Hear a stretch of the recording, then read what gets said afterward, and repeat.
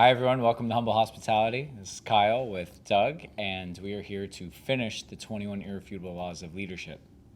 Good morning, Doug. Good morning. This is the second podcast that we've been able to do in the morning. Yeah, And I hear you got up early today. I did. Yep. Got my day started. Got breakfast. Woke up extremely early because I went to bed extremely early. Good for you. I had a little a detachment Sunday. Yeah, look at that. Yeah, good. Yeah. Good. So did I, actually. Good. Yeah, it was fantastic. Absolutely. What time did you get up today? 3 a.m. For what? Just, gotta get the day started. Just really get in there. Get your momentum going early in the morning. Heard that. Speaking of momentum, we're going to cover the law of the Big Mo, Okay. which again is not a person, but it is momentum. Mm-hmm. I think we all know a Big Mo, Yep. maybe two Big Mo's. I know a few big mo's, yeah. I know at least two, yeah. I think everyone's got to have at least two good Big Mo Everybody friends. went to high school with a big mo. Yeah, That should be a law. should be a law. Should be a law. You should send in a bill for that. Yeah, I got it. I'll chief that right up. Chief it up. So we're going to cover momentum, and it sounds like all this leadership momentum is starting to take effect. Yeah, starting to pay off. Fantastic. Getting my Excellent. leadership capital. Beautiful. I like it. So we're going to cover momentum today, and we're going to finish the book, 21 Irrefutable Laws of Leadership. Excuse me.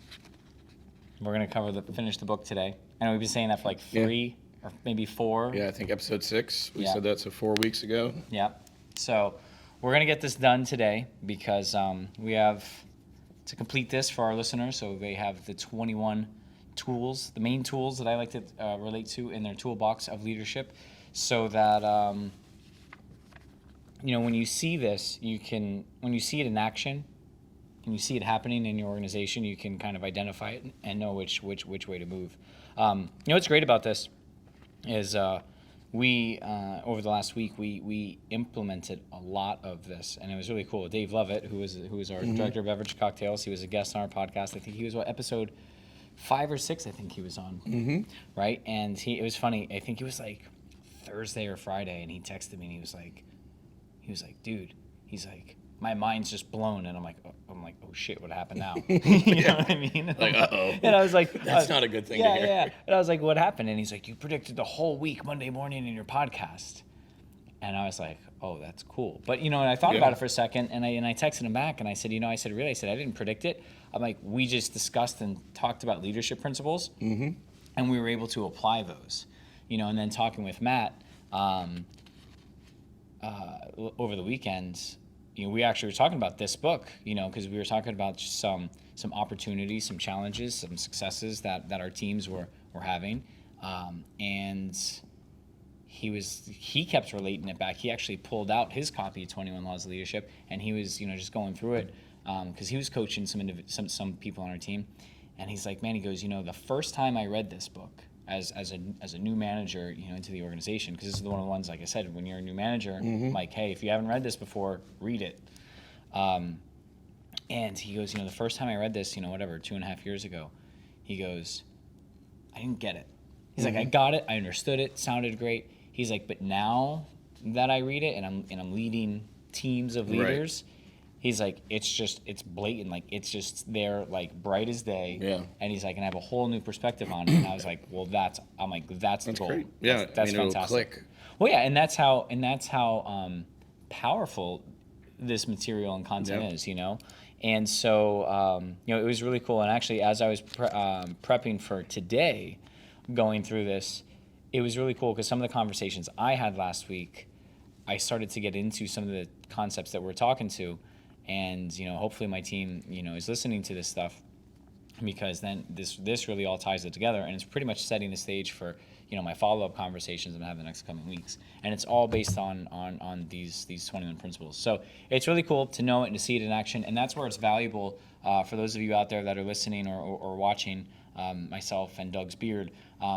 That's where it's really, there it is. That's where it's really valuable because, again, as you interact with your team, with your customers, with your colleagues, with your friends, your family, whatever, you can see these things kind of really come into play and be able to, almost like a doctor where you can diagnose and then treat. But it doesn't even have to be problems. You can see these things going well too, Right. and say, "Ooh, I want to keep that going. Right. I want to keep this up, or I want to keep doing this, but let's just do it better. Let's do it more. Yeah. Let's do it harder. Let's do it faster. Let's just keep going." Don't even do it. Don't. Yeah. No, I forgot my mug. I forgot my Michael Scott. That's what she said mug. I said I was gonna bring it. I didn't bring it. I wasn't ready. But also what she said. So going back to the Law of the Big Mo, chapter 16, 21 irrefutable laws of leadership. Let's finish this book up. What do you say? Yep. So momentum is a leader's best friend, and again, this chapter specifically. Remember, this book was written in 1997. He talks about this movie. I looked it up, don't remember it, never read it, or never saw it. So I'm actually going to kind of skip through this chapter a little bit, talk about some of the subsections in here, just because although I understood the concept of what he was writing about, it didn't really click to me because he really predominantly talked about like the movie in the first half of the chapter. But the subsections are good, and I think we can kind of relate it back. So. Momentum is a leader's best friend, and that is absolutely true. It's almost like when you have momentum, positive momentum, I'm going to say, when you have positive momentum in your organization, it's almost as if you have like, I don't know how to say this the right way. It's almost as if you've like replicated like holographic images of yourself 10 times over so that you don't have to be there to micromanage everything. Does that Right. make sense?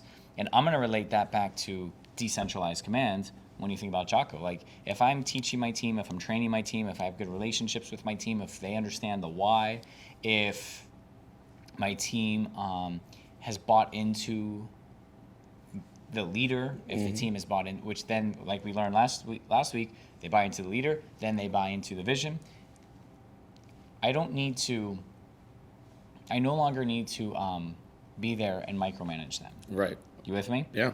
They know what to do. They know how to do it. They know why to do it. They now want to do it. They're taking leadership and ownership. That's decentralized command. And a Right. high-performing culture is the ultimate form of decentralized command, Right. right? So that, in turn, creates your momentum. Right. Because now you've got 20 people moving towards the same target and doing the right thing and taking that ownership and having the integrity of whatever it is they're Right. doing. And so that's where the momentum comes from. And then what happens? Well, they're going to win. They're going to win on a daily basis, and then winning feels good, right? They're like, oh, yesterday, I mean, the team at the Ocean, they did 1,200 covers yesterday. Oakenumber did 150. Hutchins Kitchen did like 400. Yeah. I mean, we're up to almost 2,000 guests a day right now on the weekends. It's amazing. You know how many times my phone rang? 0. 0. Good. 0. Excellent. Because they're prepared, they're bought in, they care, they're dialed in, they have the tools what they need, they have the direction, they can call me. I didn't put my phone on silent, I don't put my phone on airplane mode, call me, whatever. They owned it. And they killed it, you know what I mean? They were great. I was there yesterday. Awesome. Which one? I went to the Ocean. Nice. Yeah. Yeah, no, it's phenomenal. But we have the momentum going there. The team, well, everywhere. The team is killing it. They're doing a great job. I'm incredibly proud of everyone from the people that just started this week to people that have been there from day one and everyone in between. I mean, they're doing an amazing job. Weekly reviews came in this week for all 3 restaurants. They were at a high level where we like them. So it's phenomenal. So you have the momentum going, and it's going in a positive direction, and you just keep building on that, right? One of our core values, we're committed to continuous improvement, getting better day by day, shift by shift, best today, better tomorrow, right? And that's where that momentum comes from. So, but what happens when you have negative momentum? What happens if you do have poor leadership, or you don't uphold your standards, or you don't have processes and procedures to rely on to make it simple, Right. so that you can execute at a high level? Well, then that momentum, just as there's no cap on the positive side, there's no bottom on the negative side, right? So you can get really bad leadership too. Remember, we live in a physical universe where there's positive and there's negative. It's yin and yang, like Right. it exists, right? So question it. So that's how a positive momentum, I think you should add there, is a leader's best friend, because as that's going positive, it takes the amount of energy that a leader has to invest into making something phenomenal less, so that they can focus on continuing to raise the bar at a higher level, right? But it takes a leader to get things started, is kind of the next little subsection here. And in order to do that, a leader's job is to define the reality of where they're at, right? Where are we at? So especially, I think the best example I can give is if you come into an organization, right? Whether it's a new company or maybe it's the same company, like you have a chain of restaurants that you transfer locations, and you are now the GM, the executive chef, whatever. Right. Like you're the guy, right? Or maybe you come in as a director of operations. What we've covered this in the podcast. When people want to change the direction of an organization, what do? They change the top person, right? They change the CEO, the president, or whatever that move needs to be. But let's just keep it simple and talk about, going in as the general manager, right, or managing partner, or whatever the term is. You're the top dog in that building, Right. And you're going into a area or a building with some negative momentum, right? And there's a leadership challenge there, so they put a leader in there, right? Because they need results. So leadership, everything rises and falls on leadership, so they're going to put a good leader in there. That leader's job is to assess what's going on, define the reality, no matter how unpleasant it may be, right? And then he or she's got to put in a plan so that they can figure out a way to turn it around. Right. So, but you don't know where you're going unless you know where you are. So they've got to figure out where they're getting started, and they got to figure out where they're going to go. And then they've got to build those relational connections with the people. Right. All right. They've got to set examples. They've got to show their competency. They've got to develop their character. And it's a challenge because you have to do that in a very short amount of time. Right? Yeah. So you have to be. Generally, if you take a job like that, it's like, hey, yeah, you're going to go do that, and you have 90 days to make this place right, job. and you have to develop your relationships with these people, et cetera, which means you're putting in time, you're putting in energy, you're putting in copious amounts of hours, and you've got to get in there and do it. You don't just get to walk around and be like, I'm the general manager, do this, bow down to me. No, it doesn't work like that. You've got to get in the trenches so you can understand and build that momentum. You've got to relate with your team, you've got to understand them, you've got to there's so many things that you have to do.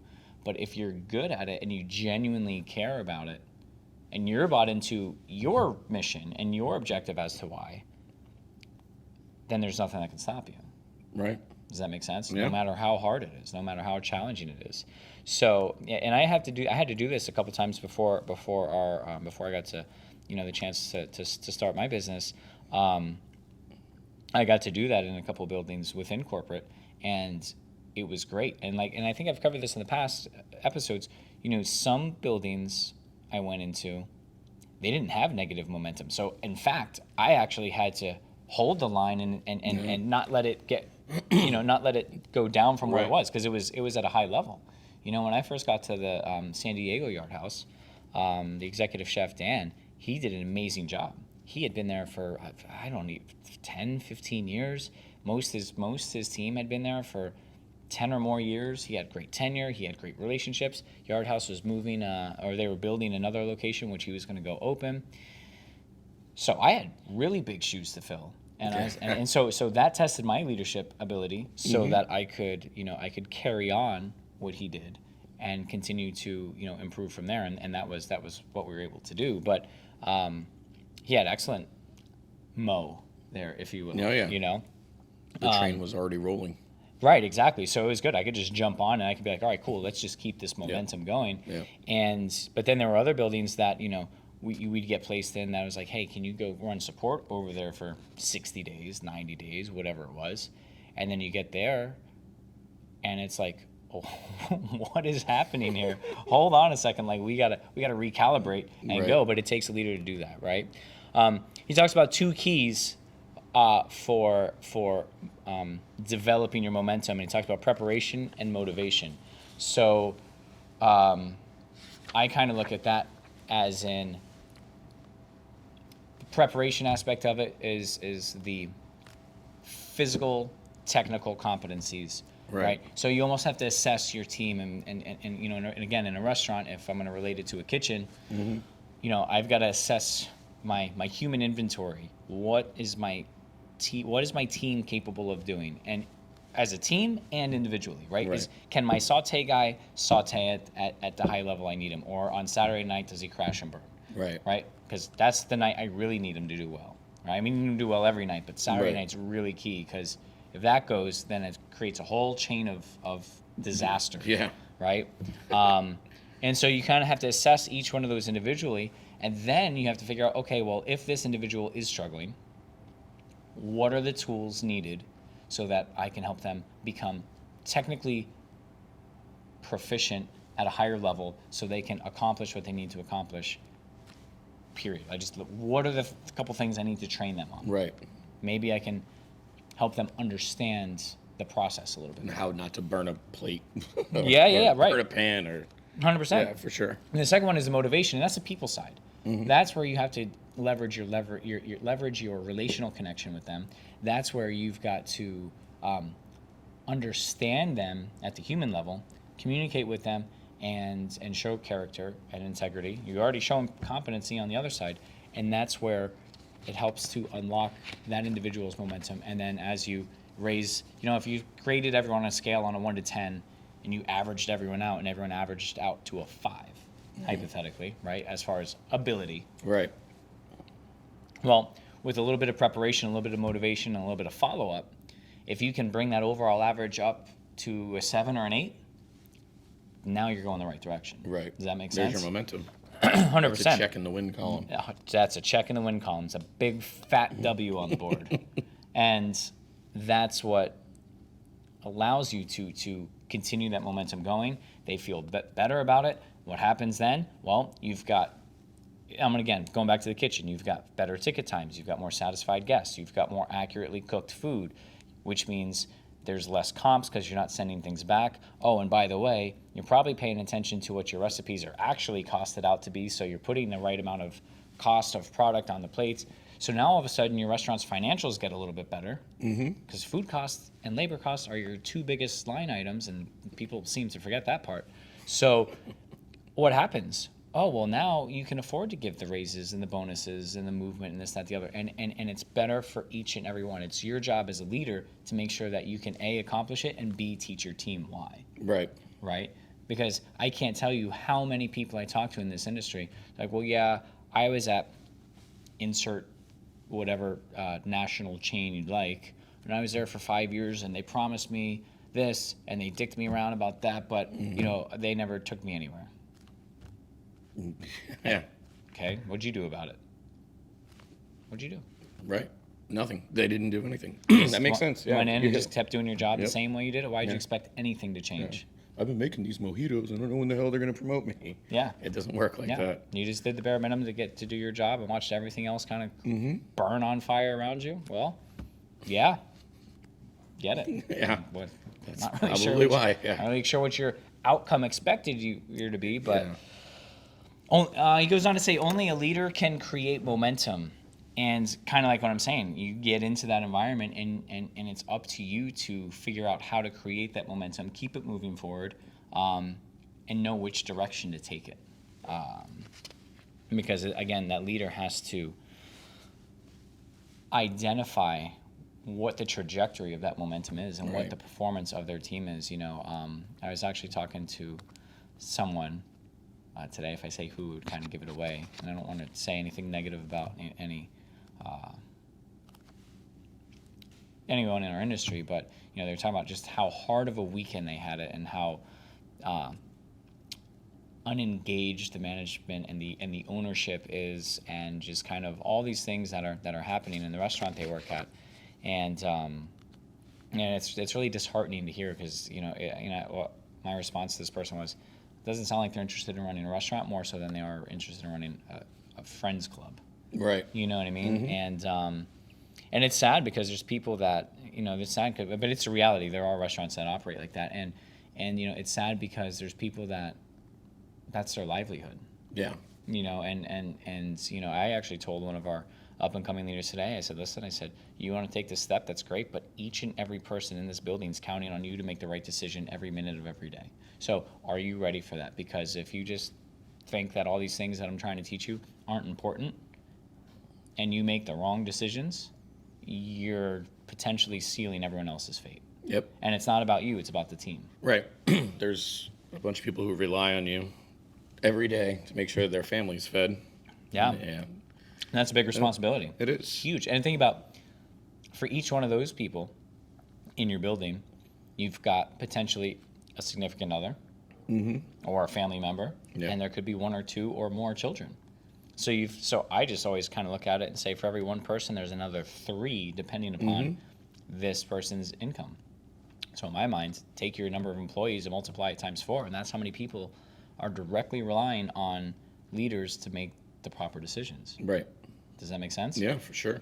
And when you think about that, it's like, oh, I better step my game up, Yeah. right? I should probably stop thinking about boo-hoo, woe is me, Yeah. and think about how I can be effective and influential. Right. And that, I mean, obviously we go over it with the hospitality industry and we're going over it with restaurants and leaders and stuff. But again, we've covered self-leadership, and it's the same thing. So if you listen and you own a one-person business and you don't have the momentum to get up there, then this is probably something you should pay a heap load of attention to. 100%. Rewind it back, listen to it twice. So here's something that he has a couple of these. He has a couple of these topics in here, and then I think this is pretty much the end of the Big Mo. So he's got 4 points here that he made, which kind of correlate to everything, kind of cap off the concept of momentum. He says momentum makes a leader look better than they are. When leaders have momentum on their side, people think they're geniuses. They look past shortcomings. They forget about the mistakes the leaders have made. Momentum changes people's perspective of leaders.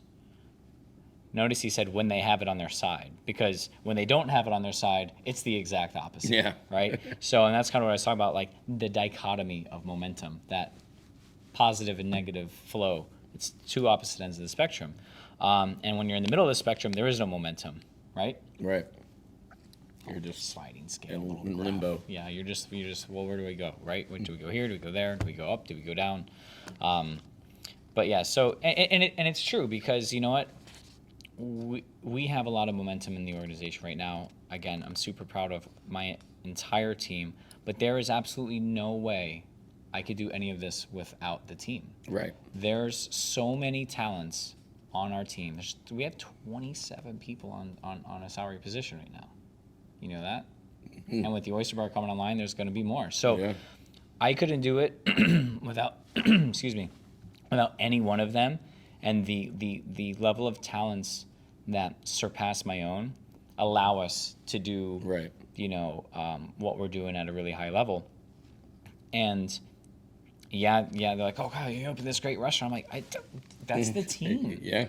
I'm working with them, I'm coaching them, I'm guiding them, I'm building with them, but they're in it on a daily basis. Right. And we collaborate and work so well together. So, I can honestly say that my entire team, leadership or hourly, props our entire organization up and helps us look good together, look bad together, like as our other principles and promises, because we function as a team. So we preach it all the time. Yep. Momentum helps followers perform better than they are. When leadership is strong and there is momentum in an organization, people are motivated and inspired to perform at higher levels. They become effective beyond their hopes and their expectations. 100% true. Yeah. We had some notable promotions this last week. I saw the emails. Yeah, Yes. Sam Body. Shout out to Sam. She's the assistant managing partner at Kyle G's Farm Excellent. Seafood and Steaks now. Congrats, Sam. Congrats, Sam. She started as a server with us, Yeah. and she moved into management. She jumped on the training program as a server and took ownership of that. And she's made a really strong impact. She's been studying her leadership. She's been developing it. She's showed up early. She stayed late. She's made a huge impact. So she deserved it. So she got the promotion. Absolutely. Right? Mac got promoted from managing partner to vice president of everything. Of everything. Everything, right? Yeah. And but it's great is Well, which we needed because we're growing and building. So we need these layers of infrastructure. And what's great about it is it only helps them to feel rewarded and Right. valued, which they certainly deserve. Two, it also helps inspire others. Right. Seeing both Matt and Sam come from serving positions Yeah. to now helping me run this beast of a company. Yeah. It inspires them and allows them to perform at higher levels. And I can tell you, everyone this week you could see it. Everyone's like, "Oh wow," they were thrilled for him. They're happy for him, and they're like, "Oh, there's positive upward momentum." Yeah. So let me get in and jump Yeah, in on absolutely. that. Right? Momentum is easier to steer than to start. That's 100% true. Yeah. Yeah. And that's why sometimes I talk about it, and going back and reading this chapter, I thought about it for a second, and I said, you know what? I said, I always talk about leadership, giving the direction. Like when we talk about accountability, I'm like, all right, it's clear direction, it's give the tools, it's follow up, and then it's measurement, right? So if in that follow up stage, that's kind of where you're like, okay, I gave you the clear direction, like we're gonna go over there, like we're gonna go across the river. Right. Here's a boat, here's a paddle, we're gonna get there, and then you get about halfway down the river, and the leader comes up and says, hey, you know what? We got to course correct. We got to turn maybe 10 degrees this way, right? So we can get to the target.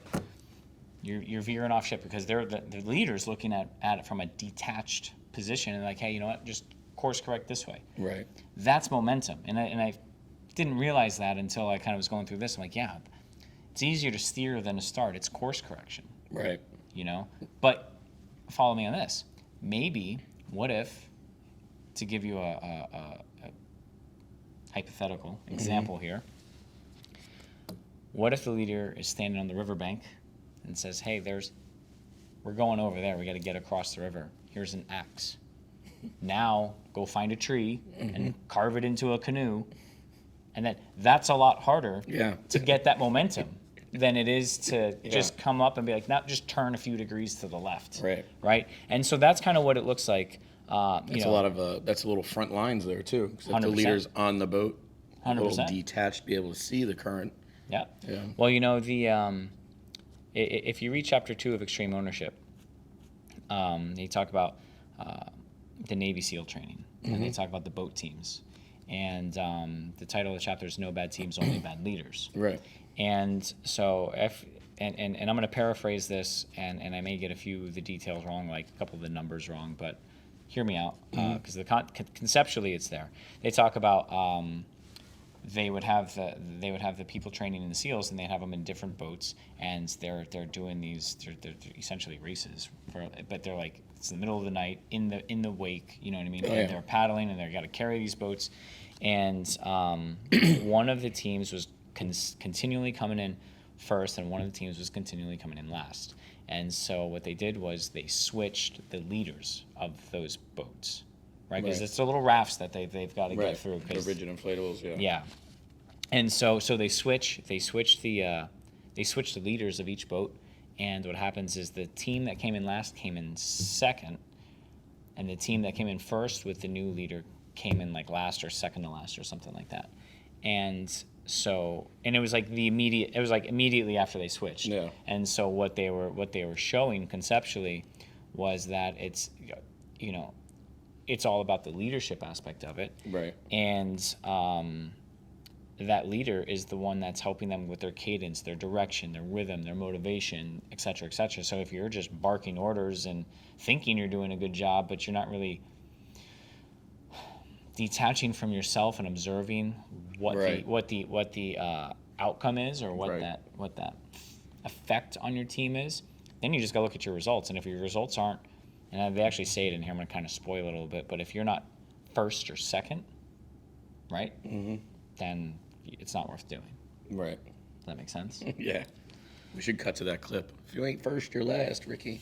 Ricky Bobby. Last one is momentum is the most powerful change agent. And that's 1,000% true, because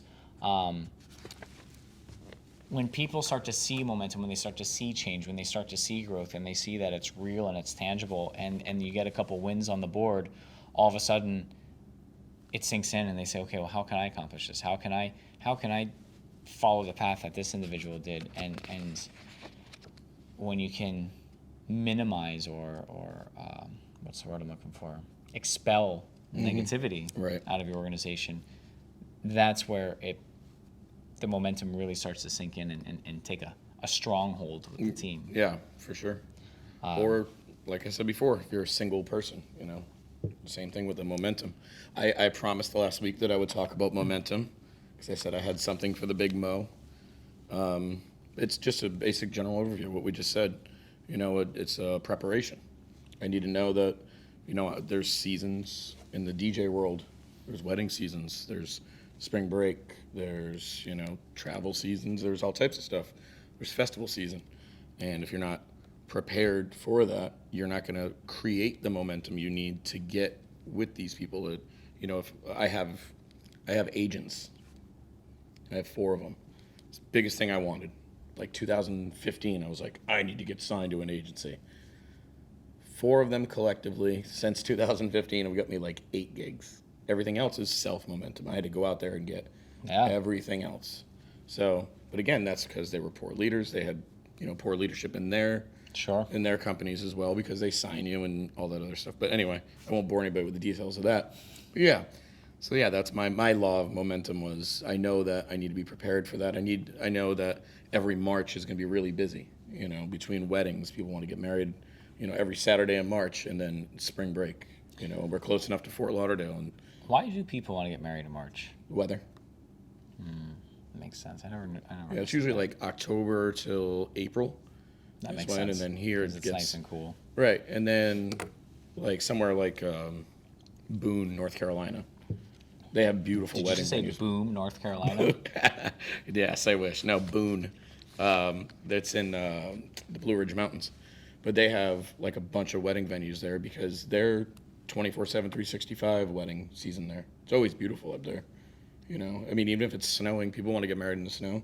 'Cause it's not like, unless it's a blizzard, you don't want to get married in that. But I wouldn't want to get married in a blizzard. nah, I wouldn't think so. But, so like somewhere like that they have, they're every day, they can do a wedding there, and they have these beautiful venues overlooking mountains, and you can't beat it. But, but down here, that's why the weather is only good for them. In the summer, Excellent. it rains every day. Excellent. So a little weather momentum. Little weather momentum, yeah. A weather mo. Be prepared and bring an umbrella with you in the summer. There you go. Or prepare for that blizzard That blizzard. in Boom, North Carolina. Boom. It's Boone. It's where Appalachian State University is. More boring stuff that you don't care about. It's a college. They have a sports team. Dude, college is gonna be free soon anyway. You think so? Yeah, they're giving it all. They're gonna eliminate everyone's debt. Yeah. Great. I mean, yeah, I just paid off my student loans 2 years ago. Now everybody gets theirs forgiven. yeah, maybe they'll reimburse you. Yeah. I'll wait for the check. Yeah.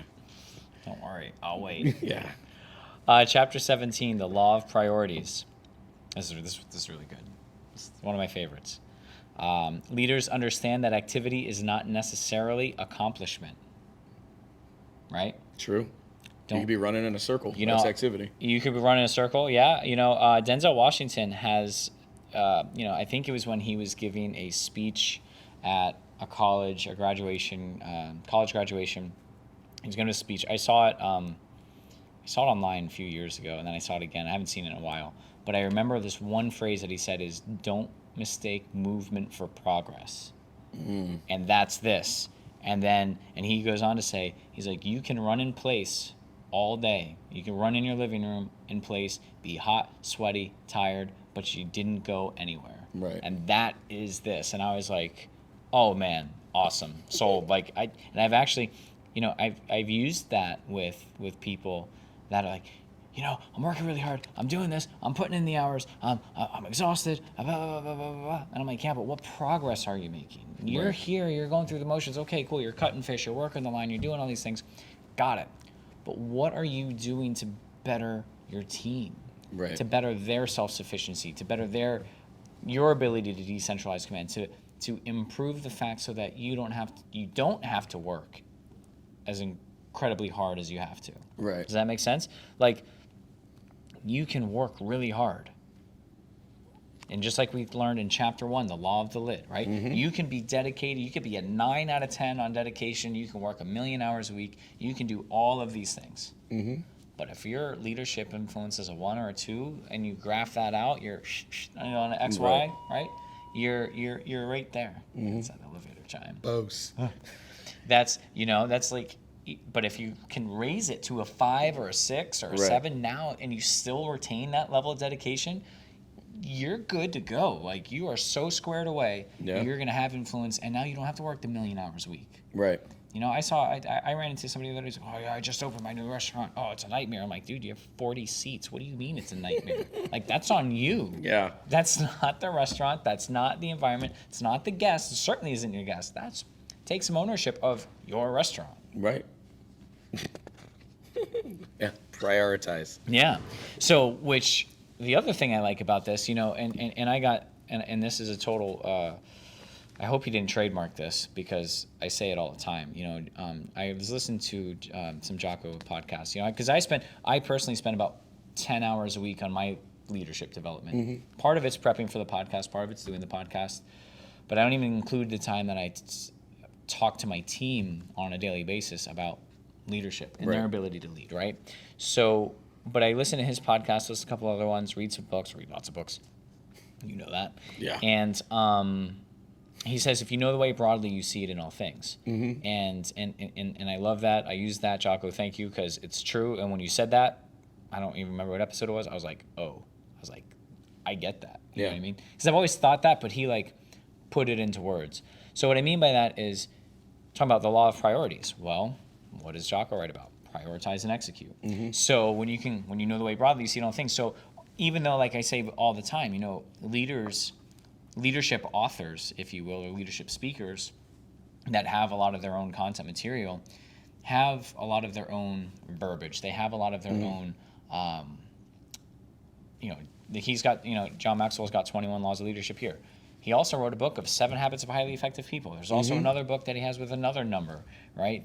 8 this, 4 that. So, there are all these great principles, and they're all of them and they're none of them because they all intertwine to make the concept of leadership. So, I like it because this is almost like a very drilled down version of prioritize and execute, but also noting the concept of if you don't prioritize properly, you're not going to get the progress or the movement that you want. Right? And I'm going to give it to you again. Leaders understand that activity is not necessarily accomplishment, right? So John Maxwell goes on to talk about the 3 R's. So you got to ask yourself a couple questions. The 3 R's are what is required, what gives the greatest return, and what brings the greatest reward. So because we're doing more doesn't mean that we're being successful at accomplishing our mission. For that, you have to look to the law of priorities, right? So just because you're coming in and cutting more fish and cutting more steak and setting the lineup and doing these things doesn't mean that you're getting better. It just means that you're busier. Does that make sense? Or, sometimes when people say, I've just been so busy, I haven't been able to get to that. Okay, well, this is important. Right. You're gonna be busy. We don't want to open slow restaurants. Right. So we can sit down and do paperwork all day. Yeah. We want to be busy. So this is a priority. This is important because if this doesn't happen, you're gonna stay stuck in the weeds. Right. And the idea is to be out of the weeds. So what is required? He goes on to say, we're all accountable to somebody, an employer, a board of directors, our stockholders, or someone else. For that reason, your list of priorities must always begin with what is required of you. If it's not necessary for you to do something personally, then delegate it or eliminate it. Boom. Boom indeed. Get it off your plate. Yep. Right? And we just talked about this, right? Who am I accountable to? Roughly 830 something people. Bingo, because we've got 200 and something team members, and we're going to add another 60 to 70 with the Oyster Bar in a couple weeks. That's who I hold myself accountable to. Right. And then second to that, I would say is our community. You know what I mean? Right. So that's where I got to ask myself, okay, what's required of me to be accountable to that many people? Right. Right.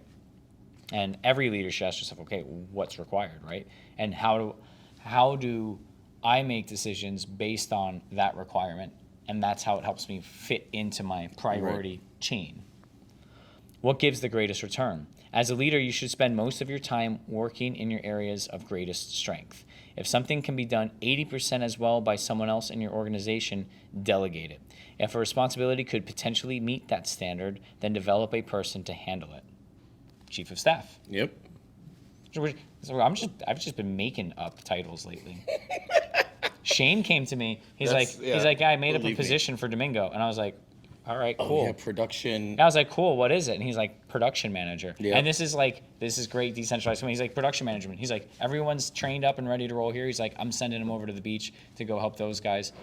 Just dial in. He's like, I know they're doing massive amounts of volume. He's like, the restaurants are side by side. He's like, he's gonna go over there 2 days a week and go help them manage production, admin, costs, recipes, square it all away. He is. And I was like, now keep in mind, this is like the essence of the culture we have, the culture of ownership in our leadership, the culture of, don't wait and ask for permission. Let's just go ahead and get it done. So he's like, yeah, I made him a position. I already got him business cards 2 weeks ago. He's got them. And I was like, cool, can I have one? Yeah, I have one. Yeah, so he gave me one, and I was like, that's awesome. I said, did you order him chef coats? And he's like, no, I'm like, get him chef coats with the production manager on it. Yeah. And I'm like, make it legit. And he was like, really? And I'm like, yeah. Yeah. So he's like, you're not mad at us at that? I'm like, no. I'm like, No, it's absolutely not. phenomenal. I'm like, because I never would have thought of that. And I'd rather you go and get it done and then ask for permission and be like, hey, here's why. I'd be like, oh, that's cool, it makes sense. And like, but that's decentralized command. Right. 1,000%. By the way, I bought a F-250 for the company. Thanks. Okay, that's a little different. However, Just kidding. but no, it was awesome. No, that was great. So shout out to that, because now we've created a channel for the chefs on the beach to have, a person who's very competent at it, and they're able to delegate that. We created a position to handle it, Right. and we've been doing that, time and time again, and it's working, and it's really cool to kind of see that. Again, there's something else that in this right here that a lot of people don't realize. A leader needs to focus on their strength. Mm-hmm. There's a lot I can do in the restaurant industry, but there's some things I can't do. There's some things I don't do well. There's some things, even in my personal life, I despise, like laundry and dry cleaning. I hate it. Yep. I hired a laundry service. It's getting done. I don't have the time, the bandwidth, as busy as I am, as many decisions I've got to make a day. The last thing I want to You do got is to prioritize and execute. yeah, but about- oh shit, now I got to go to the store and buy laundry detergent. I hate the store. I don't like going to the store. Yep. Then you got to wear a mask. Yeah. Yep. Yeah. No, exactly. And that's time you could have spent. It's time. organizing, Well, think about it. anything. It's time I could have spent developing my leadership skills. It's Right. time I could have spent working with my team. It's time I could have spent Building leadership capital with that. Yeah, absolutely. 100%. For sure. And that's more valuable to me than taking shit out of the washer and putting it in the dryer. In the words of Dylan Balducci, it's terribly inefficient. Agreed. Yeah. But my point is you got to play to your strength. There's two parts to this. Mm-hmm. You've got to play to your strengths. So my strengths are, developing the business, working with people, and offering them other perspectives so they can be more effective in what they're doing. Right. That's my strengths, right? I love cooking, but I've told Shane, I've told Percy, I've told Chef David, like, guys, currently my mind is not in chef mode. Right. And if I put it in chef mode, you guys are going to produce products 10 times better than I can right now because of the fact that I'm just not mentally there. You guys are dealing with on a daily basis, and I don't have the time to kind of go refresh. I said, you guys develop the food. You guys develop the menu. Let's work on it together. I'd love to see what you're doing plus they're, because you know, I'm excited about it. Yeah. But I'm like, this is your wheelhouse, and you guys also. I'm gonna come up with something, but you guys are working in your kitchens every day. You're gonna know what you can and can't pull off. And plus, they're really, they deep dive into the current culture. I had the discussion with Shane the other day about it. He was like, "Hey, what do you think about this?" And he was looking at chef coats for Oyster Bar, and I was like, "Why that color?" He's like, "Oh, well, look at this," and he's like showing me like in the dark web like oyster shuckers, and I'm like, "What?" He's like, "Yeah, dude, look at this. He got this cool shucker knife thing." Yeah, like yeah, he's he showed in the, me. you know what I mean? And as if you wanted to, allot your time to do the same thing, you would have probably found the same exact results Yeah. Maybe he does it faster, whatever, but that's not, But that's like you said, that's not where your priorities lie right now. Your Correct. priorities lie to make sure that we're executing, your team's still doing what they need to be doing. We're still serving smiles one plate at a time. You're still scouting, for new venues. Sure. New different menus for maybe new restaurants. Venues for menus. Venues for menus. It's going to be a shirt. But you're 100% right, and they can probably do it 120% better than I can, or 200% better than I can right now. So why would I stranglehold the menu creation? Right. I'm learning from them. I think it's cool. Yep. The other part of this is if something can be done 80% as well by someone else in your organization, delegate it. So we're kind of talking about that, leaning into that, but there's something specific I want to say here. If you are training somebody, developing someone, and you've given them the information, you've given them the why, you've given them the tools, you've held their hand a little bit, let them do it. I see it all the time. There's leaders that they care so much that they're like, oh, I have to be there to do it. I have to call them on my day off. Call me if you have any questions. Oh, I'm gonna come in on my day off and do it. I care. I wanted everything to go so well. I want it to be perfect. This, that, the other. Yeah. As great as that is, there is a dichotomy to that, and that dichotomy is, and that's like extreme. It's too much extreme ownership. Right. Right. So, what you have to do is you have to find that balance. Sometimes you have to follow. Sometimes you have to lead. Sometimes you have to follow. So you have to let these people that you're developing and training, you have to let them go. Hey, here's the order. We've been doing it for a month now. Here's the Cheney Brothers order. Go do it, call it in, make sure it gets put away, do it right. Yep. Own it. Yeah. Okay, hey, you're doing the liquor order. Okay, we've been doing it for 3-4 weeks together now. I feel confident I have given you everything I possibly know how to teach you. Do you feel confident in doing it? Yes. Okay. Do it and see how it feels. You have to, are they going to maybe miss a case of this here or thing of that there? Yeah. You know what your job as a leader is? To have contingency plans in place so you can solve that problem and show them how to solve that problem. Right. And let them keep taking those next steps up. But if you keep holding them on step 3, you're never going to get there. Right. Never going to get there. So you have to delegate it out because eventually. I'll just do it is probably the worst damn thing you could ever say. I was talking to somebody a couple weeks ago, and it was about doing Cheney Brothers orders. And like, oh, well, I'm like, listen, this person, we've been working with this person for months. If they can't figure out the Cheney Brothers order, you have your PARs, you have your projections, we need 3 cases of this, 7 cases of that, 2 cases of that. Like, if they can't figure out how many they have and how many they need by now, I'm like, that's not their fault, that's your fault. I said, so let them do it. If they make a mistake, guess what? They're only going to have to drive down to Cheney Brothers Will Call, which is an hour away, 2 to 3 times, go get what they need, come back, and finish their shift. Yeah. They're only going to do that a handful of times. And so like, maybe I should get better at accounting and make this efficient because there's a really big truck that delivers everything right to my front door and makes it easy for me. Yeah. Right? So like. Or they'll call me. But that's where it's like. Here's the order guide. Do it. Yeah. You gotta get it done. And I'm here to help you, but you've gotta at some point you gotta take the training wheels off. Hold people accountable, but don't hold their hands. Right. So that's actually the name of a chapter in Dichotomy of Leadership, which we'll cover. Really? It's also another one of Jocko's books. It's great. It's excellent. Got a whole library. Like. More books. Number 3, the last R. What brings the greatest reward? Tim Redmond admitted, there are many things that will catch my eye, but there are only a few things that will catch my heart. The things that bring the greatest personal reward are the firelighters in a leader's life. Nothing energizes a person the way passion does. Which is true. And you know what? So what brings the greatest reward, right? You've got to prioritize what's required, your greatest return, your greatest reward. Return and reward I kind of put in the same category, right? If you look at it like an investment, your reward is your return. If you get a 10% return on your investment, or you double your investment, that's your return, it's your reward, right? What's required is some capital. So leadership is no different, right? Because you're investing in what? And people. Boom, 100%, right? And I had a conversation about that actually yesterday too. I called Dave Lovett. You know, we're looking at bringing an individual on, and a great guy for the Oyster Bar, and he's like, hey, where do I sign my offer letter? And he called Dave and asked him that because I sent him the offer letter. And Dave's like, that offer letter's not for us, it's for you. It's for your peace of mind. You know, Yeah. because the company he's with, guess what?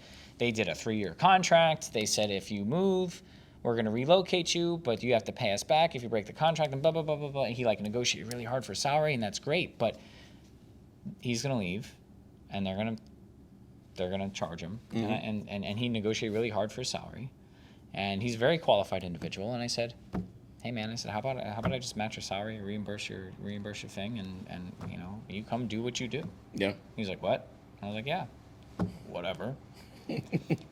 But not whatever. Yeah. It's you know what it is, and this is what I called Dave, and because he told me that, and then so I called him and I said, you know, because Dave's like, man, I don't understand. He's like, everyone I've worked for too, I got to sign all these contracts, and he's like, you don't work that way, and he's like, and you're willing to invest in people. He's like, where does that come from? And I said, I look at it like an investment, like if I buy a stock, Right. and it goes down 10%, I don't go back to Amazon and be like, hey, you owe me 10% of the stock because you went down. Yeah. I look at it like, if I'm developing a culture that people want to perform in and stay in and do well in, right, then they're not going to leave. Right. So if I make the investment into people, then that reward will turn out not just for them, but for the business and for the team in general, right? Mm-hmm. And you can't replicate that. You can't duplicate that. I mean, unless you listen to a podcast and like you own a couple restaurants and you want to, you know, Yeah. but you know what I mean? Right. Like, and you want to pull that off. Like, people can copy my menu items and my drinks. I don't, whatever. You copy it. Yeah, go ahead. Put a lobster mac and cheese on there. Okay, great. No, that's only us. There's no other restaurant in the world that serves you can't. that. But you can't duplicate that. And I said, I look at the team as, I've always looked at my team as an investment of human capital, Right. where other people want to get that like warranty contract, because they look at them as fixtures, as fixed equipment, Right. if you will, and that's the difference. Yeah. So anybody out there that doesn't want to be treated like a piece of equipment, let me know, because we've got openings now and in the future. So email me at KyleG@KyleGSeafood.com. Him, not me. I don't hire. No, because we're constant. No, but you know what though? I'm going to put it out there. We're constantly looking for great people, and I always say hire for character first, skill set second. Because, and if you happen to have great character and great skill set, even better. You know, we're always looking for great people at every level. Right. You know, I always tell people all the time, "Oh, are you hiring?" And I'm like, I'm not actively looking for. Or this was in the past. Now we're looking for people because of the growth and expansion. Right. But I said, you know, I've always said I'm not actively looking. However, if the Michael Jordan of chefing walks through the door, Yeah. I'm gonna find a home for him. Right. Or I'll do my best to try to figure it out. You Right. know. But yeah, no, it's just it's crucial. And why do I talk about this? Why is this one of my priorities? Because it is my number one priority. Build a team of great people. Right. Because the byproduct of that is a great restaurant organization. Which is your return. It's my Your key. reward. I just like to sleep well at night. Yeah. You know, I don't want to have to worry about, is the place crashing and burning? Do we look like fools? You know, is this one stealing? Is this one drunk? Is this one hot? Like, that happens in this in this restaurant business. Yeah. But not in our team. A famous person once told me that restaurant working is the last form of piracy. It is. I like to call it, what were they called? Privateers? Maybe. I won't even want to, I'm not even going to pretend to know. Yeah. It'll come to me. I think it was privateering. That was like the professional pirate. Oh. Was it? Yep. Okay. Yeah. Yeah, I'm pretty sure it was. I could be wrong. I'll come back to it. I think it was, because I like the pirates. Yeah. I read a couple books about pirates in high Yeah. school. Yeah. I remember. Saw the Disney movies. They were fun. They might bring Johnny Depp back, I saw. I hope Really? they do. Disney, bring Johnny Depp back. Yeah, Disney, if you're watching Yeah, our Disney. podcast. Disney, get some leadership. Get your priorities in order. Yeah. Get Johnny Depp. You Hire lost, someone to you watch lost all our of- podcast. You lost all your momentum when you lost Johnny Depp. Bring him back. for Pirates of the Caribbean? Yeah. When did they? Exactly. You didn't even know they made a fourth movie. No. I think they made a fifth, but I don't even know that either because they lost their momentum after the fourth. Didn't pay attention. Disney was running in place, running in circles. Didn't go Shocking. anywhere. It's all right. They've been doing really well with everything else, so their stock is up tremendously. So I can't really talk too much shit, I guess. Yeah, true. Touche, Disney. Touche. Touche, Mr. Eisner. Why is the rum gone? Why is Johnny Depp gone? Right? I can't wait for this attorney letter. Well, our link for our attorney will be right here above Kyle's head. Please send your cease and desist to him. Yes. And do not write comments on our YouTube channel. Yeah, I'll file it with the ASCAP ones. Oh, yeah, right. Yeah, 3 years running. Dude. You'll never get this. I can't say anything about them because I am technically an ASCAP artist. But I pay my annual fee. I And I'm don't. supposed to get my checks. Did you get any checks yet? Not a single dime from them. Yeah, they're like the Not one penny. they're like the Kool-Aid version of the mob. They're like they are bad. great value mafia. They are Oh for real. man, they're so bad. I'm like, you guys, you know. So all right. So any of you guys that don't know, ASCAP is an organization that represents guys like him, and basically every year they send you a letter that says, "Now I'm really gonna get sued." They send you a letter that says, "Oh, you play music in your restaurant, like It's licensed on, music. on the speakers, Yeah. which we pay for." Right. Which I thought was licensed. So like, oh, you play music, so you have to pay us $800 a year. So I'm like, that's cute, and I throw it in the garbage. And then Yeah, that's real. Yeah. and then I wait. I don't ever pay it until they actually start to spend some money on attorney's fees to get the money because I'm just like, this is ridiculous. I pay all this money every month to the real music company for the Exactly. music they provide me. So why do I have to pay for the music I pay for? You want to know how crappy it is? So this is what happens. They have like an automated bot that follows. You good? Yeah, I'm Okay. listening. I'm just That I'm has they have just like thinking this- about how miserable this is. Yes. They have like this automated bot that'll follow like the logistics and the algorithms from like your Pandoras, your Spotify, right? Uh-huh. And it'll say like, okay, like Vanilla Ice, Ice Ice Baby plays on Pandora 20,000 times a month, right? Mm-hmm. So Pandora has to cut him a check. It'll play on terrestrial radio 15,000 times a month in 260 markets. Yeah. Okay, because each, like we're in the Palm Beach market here, so then they have to cut him a check for that. That's what royalties, living on your Yeah, yeah. royalties is. But, dude, the check that they actually get you is like for my record sales alone, I make 12 cents. 12 cents. My royalties are supposed to be 6.5 cents every time it's streamed. Or every 1,000 times it's streamed, I get 6.5 cents. It was printed to like 2,000 CDs. Every time those were bought, I was supposed to get a check. I haven't got goose egg. Sounds So about if right. you're watching this and you're trying to learn leadership about making music, Can't we just have a sign a bot? contract Can't with we just someone. have a bot that like listens to your stuff and like brings that up? yeah, Cool, we'll do that. but it's more expensive to buy the bot than your return from getting the money back. Because we just learned about return. Yep. What gives the greatest return? Yep. Yeah, so I like to wait till they spend some money on their attorneys so I can reduce their return on my $800 a year. And for the last 3 years, they have not spent enough money on attorneys yet. So send me a more There is no way we can meaningful- keep this. Yes, keep it. Send me a more meaningful attorney letter, ASCAP, and maybe you'll get a check of your $800. Other than that, Yeah. good luck. Priorities were the name of his game. Examine the life of any great leader, and you will see them putting priorities into action. Every time Norman Schwarzkopf assumed a new command, he didn't just rely on his leadership intuition, he also re-examined his unit's priorities. When Lee Iacocca took over Chrysler, the first thing he did was reorder its priorities.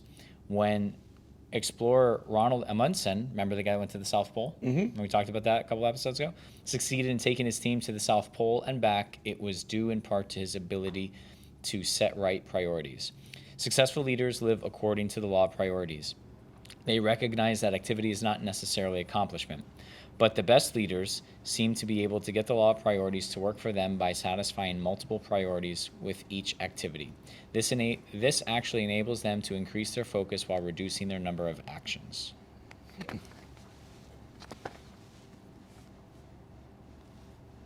Priorities are Yeah. pretty important, Yep. right? I'm going to read this real quick. I'm not going to read all of this, but I'm going to read this part real quick. One of the most effective leaders today when it comes to the law of priorities is Jack Welch, chairman and CEO of General Electric. I don't know who's still there now. Remember, this book was written in 97, so we're going back a couple years. Whom I mentioned discussing the law of reproduction when Welch assumed leadership in GE in 1981. It was a good company.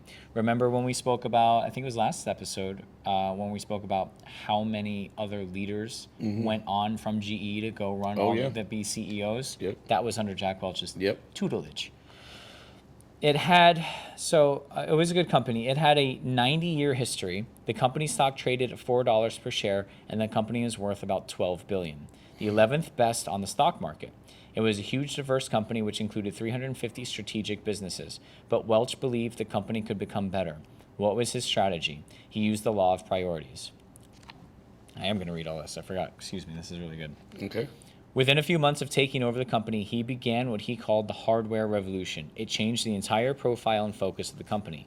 Welch said, remember I did a little preview to this earlier in this episode. To the hundreds of businesses and product lines that made up the company, we applied a single criterion. Can they be number one or number two at whatever they do in the world marketplace? Of the 348 businesses or product lines that could not, we closed some and divested others. They delegated and eliminated. Right? We covered that.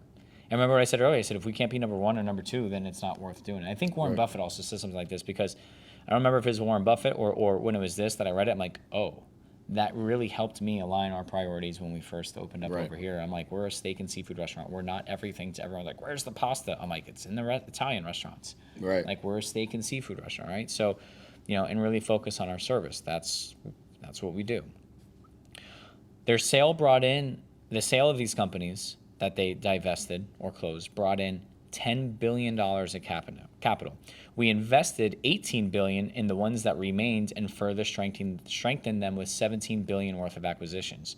So they looked at the 80% of things they do well and said, we're going to just make these from good to great. Jim Collins' book. We'll cover that book. What remains in 1989, aside from a few relatively small supporting operations, are 14 world-class businesses, all well-positioned for the 90s, each one either first or second in the world marketplace which it participates. Yeah. So they got their priorities in order, they narrowed their focus, they dialed in, they supported the companies with the capital and the leadership they needed and made 14 amazing companies instead of 348 other ones that were probably doing pretty well, but talk about a broad spectrum. Welch's strong leadership and ability to focus have paid incredible dividends.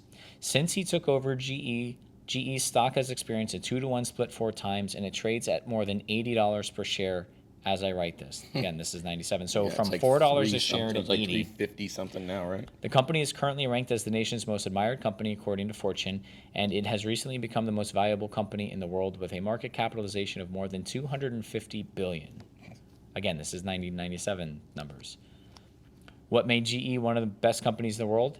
Jack Welch's ability to use the law of priorities in his leadership. He never mistook activity for accomplishment. He knew that the greatest success comes only when you focus your people on what really matters.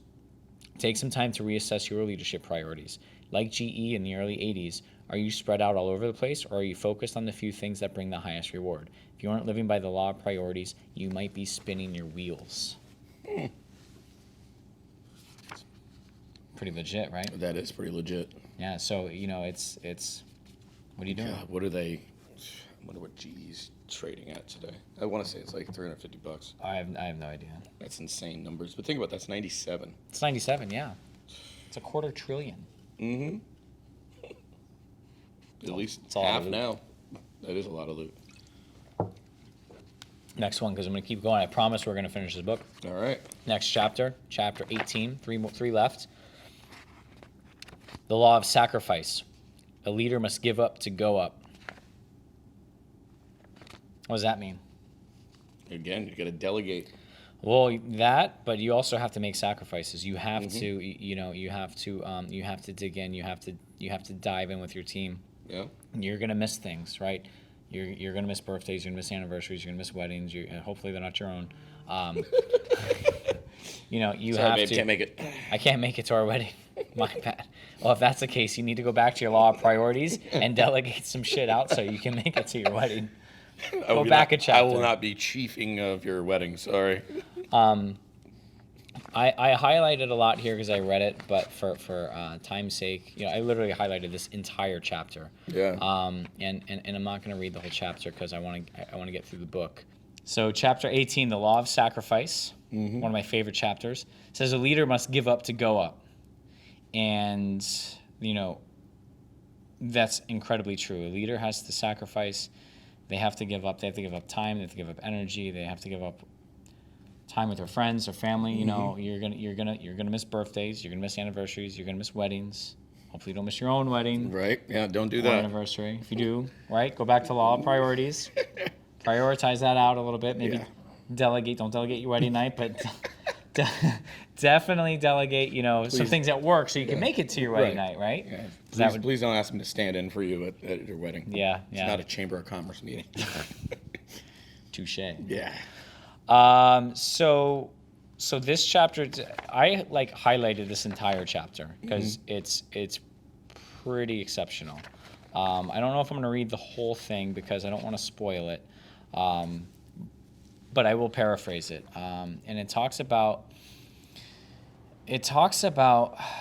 how Lee Iacocca came up from Ford into Chrysler, and it talks about some success and failure that Chrysler had. And so basically, long story short,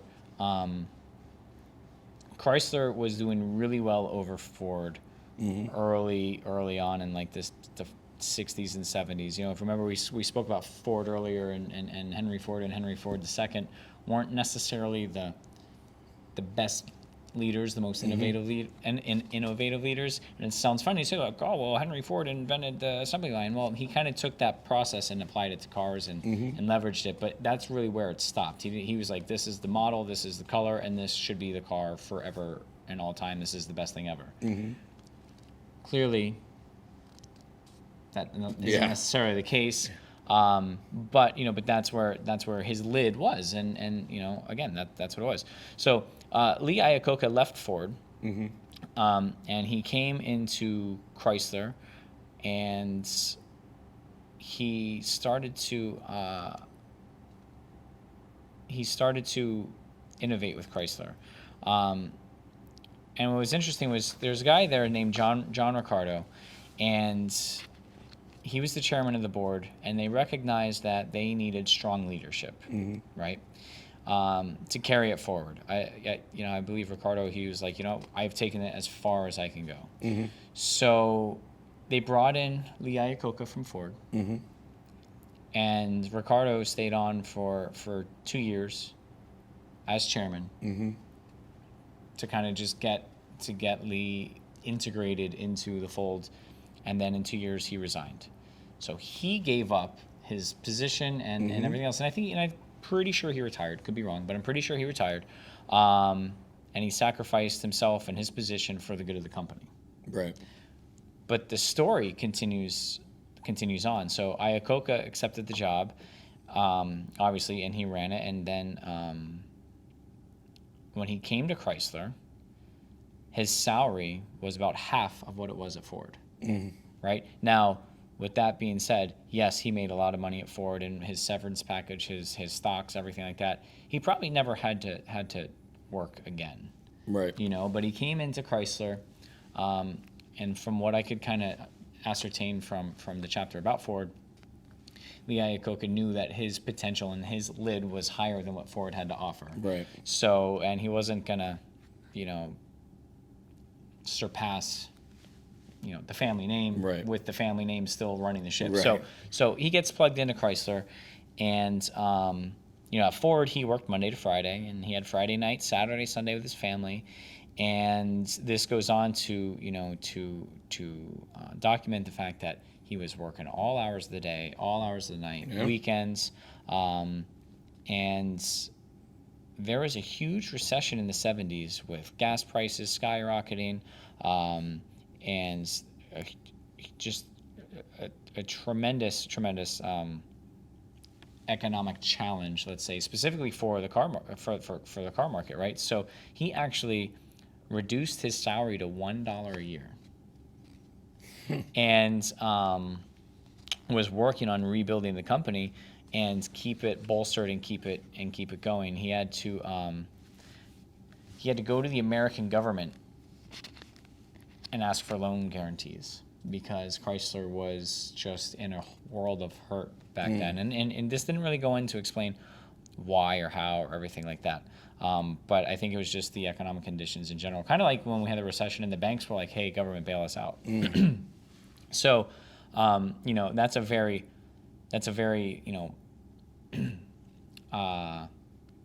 ego subordinating move you have to do. You're the CEO, president, chairman of, one of the largest American car manufacturers ever, and you're getting paid $1 a year, and you're like, hey, government, we need help.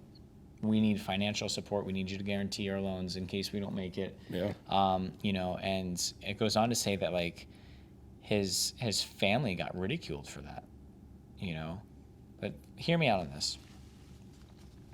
So,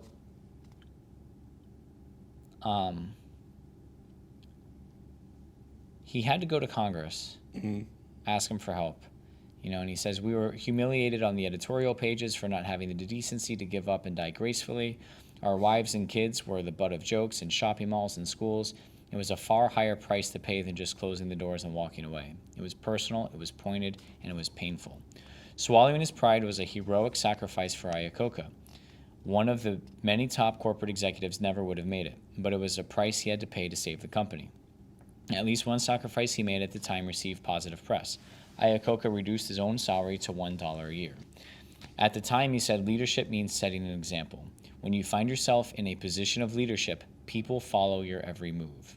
And that's so true. Even if, and it doesn't matter what level you're at, even if you're day one, you're a floor manager, now you're a sous chef, now you're a bar manager, your team is watching everything you do. Oh, yeah. Everything from the time you walk in the door to the time you leave. And then if you're friends with them on social media, they're watching that too. Because you're setting the example, and it's 100% true. And you know what's cool about this? When I was reading this, there's a lot of companies during COVID, a lot of like public companies that are in the public eye, that are publicly traded, a lot of those CEOs reduced their salary to $1 a year. A lot of them stopped taking bonuses. A lot of them did a ton of things to be in the trenches with their team that was financially struggling. Their company was financially struggling, and that was something I did. I was like, hey, boom, like a month before COVID hit, I'm like, I'm not taking a paycheck. I need to make sure we have as much cash in the restaurant that we can, because who knows what's going to happen. Right. And it's just one of those things that you have to set the example and do. You know what I mean? And at the end of the day, it's the right thing. Right. He followed that action with requests for others to make sacrifices. He asked Chrysler's top executives to take a 10% pay cut. Then he asked for and received concessions from the unions and the banks that were working with the automaker. For Chrysler to succeed, they would make all banks that were working with the automaker. For Chrysler to succeed, they would make all sacrifices together.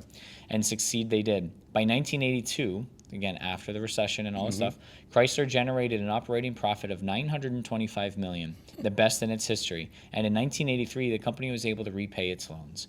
Chrysler has continued to succeed and grow. The company has fought its way back, and today it has a combined U.S. and Canadian market share of more than 16%, double what it was in the early years when Iacocca took over. Again, this is 97. He has since retired, but his leadership put Chrysler back on the map. Why?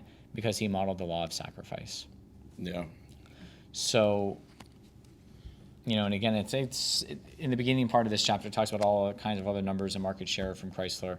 Again, paraphrasing, they started out doing well, they did poor, they brought Iacocca in, he rebuilt it, got it back producing. Then they had the economic downturn, the auto industry just literally tanked. Right. And then he brought it back up from there. So Chrysler's probably still around today because of Iacocca. Yeah, and they own a lot too. Yeah, It's they own like Chrysler owns it, and then like Fiat owns Ferrari now.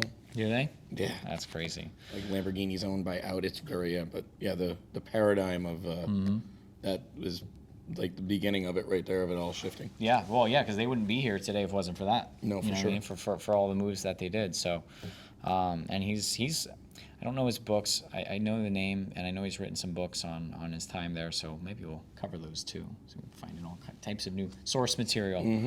The Heart of Leadership. What was true for Lee Iacocca is true for any leader. You have to give up to go up. Many people today want to climb the corporate ladder because they believe that freedom and power are the prizes waiting at the top. They don't realize that the true nature of leadership is really sacrifice. Yeah, Everybody wants it. And I love when people say, oh, well, I'm waiting for you to give it to me. And it's like, go get it. yeah. Go get it. What are you going to I contribute? think I've covered the secret before. Didn't I do that on like our last episode? Here's the secret to being successful. Be prepared to work really, really, really, really hard Yeah. and sacrifice a lot of, I'll save my language in case we have 10-year-olds listening to leadership. But yeah, work really hard. Yeah. Counting the cost of leadership. That's one of his subtopics here. How do you count the cost of leadership? I mean, it depends on how high up the leadership chain you want to go, how high up the leadership ladder you want to go. You can count it and say, man, I missed the X amount of birthdays. I missed a wedding this Saturday. A good friend of mine.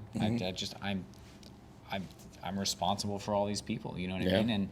And it's not forever going to be that way. But if I want to make sure that my family, my team, and which I view as my family, is taken care of, and we do what we came out here to do, I've got to do what I got to do. Yeah. So, it's going to be time. I love when people are like, oh man, I can't give up my Thursday night off. I'm like, well, that just sets your lid on how successful you're going to be. It is what it is. Oh, hey, I follow up with people. Hey, a couple months ago, I gave you these books. I gave you these things. We had these conversations. Did you do any of them? Oh, no, I really haven't had time. I'm like, okay, you work 45 hours a week. You don't have time to develop yourself? Oh, blah, blah, blah. Okay, then why am I going to spend time, energy, money on developing somebody? Right. Yeah. And that's how a lot of high-level, leaders think. So, you've got to put the time and energy and resources into your own development. And the higher up the leadership you go, the more you've got to take ownership of finding more material, more resources, more perspectives for you to build, learn, and grow. Because your requirement of leadership only gets more demanding the higher up you go. It's less about the technical proficiency, and it's more about, can you guide these other people to greatness? Right. You've got to give up to go up. Leaders who want to rise have to do more than take an occasional cut in pay. They have to give up their rights. As my friend Gerald Brooks says, when you become a leader, you lose the right to think about yourself.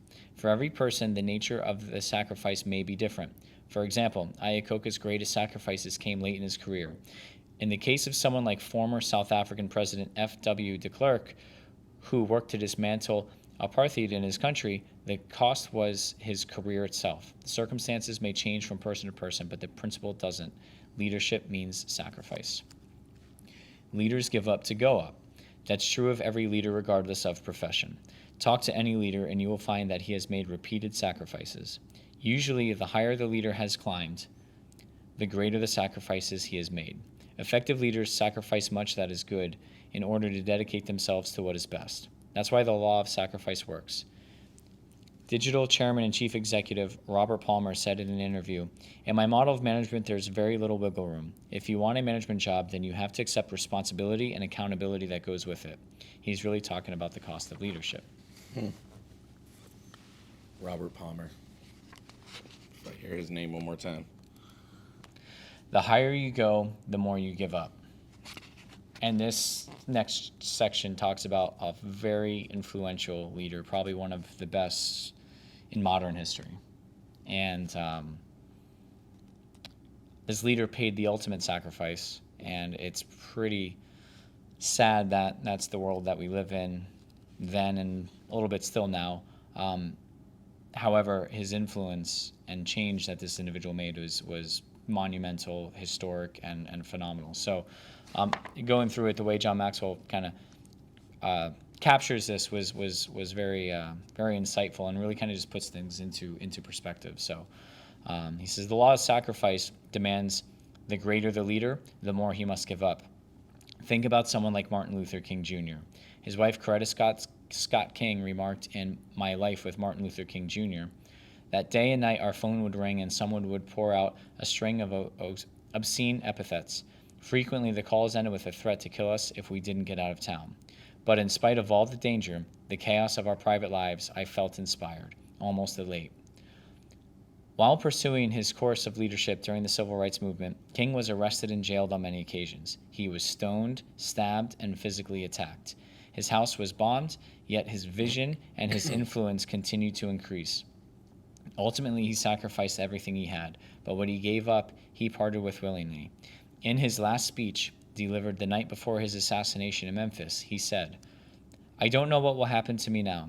We've got some difficult days ahead, but it doesn't matter to me now, because I've been to the mountaintop. I won't mind. Like anybody else, I would like to live a long life. Longevity has its place, but I'm not concerned about that now.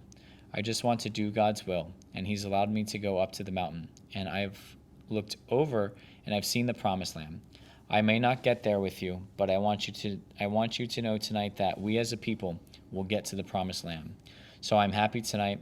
I'm not fearing any man. Mine eyes have seen the glory of the coming of the Lord. The next day he paid the ultimate sacrifice. King's impact was profound. He influenced millions of people to peacefully stand up against the system and society that fought to exclude them. What successful people find to be true becomes even clearer to them when they become leaders. There is no success without sacrifice. The higher the level of leadership you want to reach, the greater the sacrifices you will have to make. To go up, you have to give up. That is the true nature of leadership. That is the law of sacrifice. Yeah, that's the ultimate sacrifice. That's pretty heavy. It is. This whole book's been heavy. Whole book's been heavy. Yeah. But no, I lost a foot going to the Antarctica. That was crazy. Yeah. Yeah. No, but I mean that's true. I mean you can't. I mean I'm sure if you looked, but just off top of my mind, you can't think of a leader who's had as important of an impact and then can correlate to that specific chapter. On a societal scale, in modern history, and it's in the last 80 years, 100 years. You know what I mean? I'm sure there's a handful, but that's definitely the top three. Right. Not number one. So, and it's kind of bone chilling when you think about it, but it's true. Yeah. The Law of Timing, chapter 19. We got two more. Look at that. Told you we're gonna get it done. When to lead is as important as what to do and where to go. Again, I kind of highlighted the topics of this, and to paraphrase it a little bit, the law of timing, the way I look at that, is it's really hard to time things properly. But after you hone in on the other preceding 18 irrefutable laws of leadership, you can kind of start to see the timing. And I kind of look at it not so much as like, oh, well, should I wait and say this, or should I wait a couple more days? You're going to get that as a leader, because maybe like, you know what, let me see what happens. Let this situation develop a little further before I get involved. Let's see how either party plays this out before I have to coach for leadership or development. However, I look at it like this, and he doesn't talk about it in the book, but just from a leader's standpoint, sometimes you need to learn how to step up and lead. Sometimes you need to learn how to step down and follow, right? Sometimes it's better for me to let you lead whatever it is we're doing because that's your specialty, or I'm letting you get reps on it and you need to develop buy-in with your team, or whatever the case may be. Because if I'm just constantly leading all the time, at some point, again, I'm not delegating, I'm not growing, I'm not building, I'm not allowing my team to learn and objectively challenge what it is they're doing. And that means I get stuck where? Here. I get stuck here where my team members should be here, which means I can take the next step up and look at it from a more detached view, right? So he writes some notes about here. He said the wrong action at the wrong time leads to disaster. The right action at the wrong time brings resistance. So you could be doing the right thing, but if the timing's wrong, you're only going to frustrate your team, right? If you're doing the wrong thing at the wrong time, it's a mess, Right. right? If you're leading the wrong way and it's the wrong time to lead, like, for example, I tell people all the time, and this is a good segue into this. If, like, we had a lead line cook at Oak and Ember when we first opened, and wanted to do the right thing. Young guy, wanted to do the right thing, but he would do it at the wrong time because he wasn't making relational connections with his team. However, when it was super busy, that's when he wanted to step up and be the guy to save the day. Right. And he got resistance. And he got resistance because the team didn't buy into him. The team didn't respect him. Now, he had a challenge. His challenge was he was super young, like 19.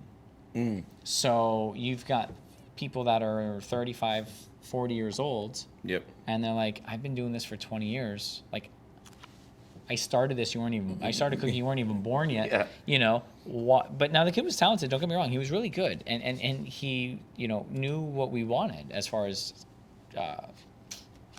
like expectations and quality, and he had talent in his own personal cooking skills, but that he didn't quite comprehend, and that's got to translate over to everybody else, right? Right. Now, he was doing the right thing, but he was doing it at the wrong time. When I say wrong time is because when you're 30 tickets deep and it's 7:30 on Saturday night, that's not the time to step up and lead. I mean, yes, you have to do that, but the time to step up and lead is when you walk in the door into your shift and you're like, hey, what's going on, buddy? Good to see you. You're on saute station tonight. You know, I'm getting my station set up. Let me know if there's anything I can do. How are you today? Right. If my station's set and done, I'm gonna come over to you and be like, hey, listen, you know, I know you've got XYZ in the back. Your backup's over here. What can I do to help you out? How's it going? And makes, you know, whatever, crack a joke or something, you know. But that's what? That's developing relational connection. Right. And that's setting the tone for the leader, because the leadership clock doesn't stop. So Right. you got to come in. You've got to develop your relational connections. You've got to show the people that you have good character and you're not some, you know, punk 20-year-old kid in the corner who thinks they're hot shit because they can work a grill station. Right. And then when it's busy, because the thing is like, oh, well, you know, nobody listens to me. Okay, yeah, why is that? Have you listened to them? Have you listened to them about how are you today? I care about you as a human being. Yeah. Oh, yeah, you're doing great. Oh, fantastic. Or, oh, hey, you know, I heard grandma's in the hospital. I'm sorry to hear that. Is there anything you need? Anything I can do for you? Yeah, you know, you want to come in, let me know. I'll work your shift tomorrow. I'm off. Anything, you know. Even if, I'm not saying be insincere, because they'll smell that a mile away. But, you know, leaders constantly think about how they can relate to that person, or at least let them know that they care from a genuine standpoint. You know, because that's part of character. If you don't genuinely care, they're gonna sniff it out, and they're gonna say, you know what, this guy's just so fake. I don't like him. So We've all worked for that person before. Right. Yeah, exactly. So, you know, doing the right thing at the wrong time is going to bring resistance time and time again. So, yep, I want to step up, and now, you know, we've been here 5 hours together setting a line. Now you want to step up? No, sorry. Yep. Because it doesn't work like that. But people got to understand that, you know. Right. The wrong action at the right time is also considered a mistake. So we got disaster, resistance, mistake. So none of these are working yet. Right. Wrong action, right time. I can see that. Yeah. If I go to, if I'm the chef, right, and Which you are. well, yeah, but I'm talking about if I'm the chef of a restaurant, like if I'm the guy I just kicked We don't my need spoon. No. If I'm the chef leading a restaurant and I do the wrong thing at the right time, it's a mistake too. If I'm a GM doing the wrong thing at the right time, that's a mistake. You know what I mean? So it's just, I don't know, it doesn't work. It reduces your leadership capital. The right action at the right time results in success. That makes sense. If you do the right thing at the right time, you know. Asking my team how their family is when we're in the middle of service, busy as all hell, is the right thing, wrong time. Right. Right?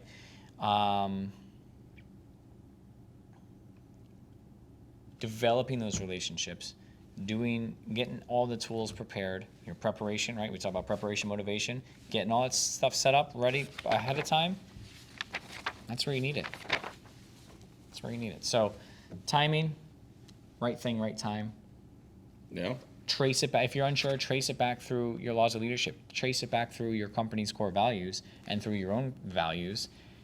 That's where you get the answer. There is no, I mean, although yes, this is black and white, there is no black and white like, hey, this is what you should do when. Right. Does that make sense? Correct.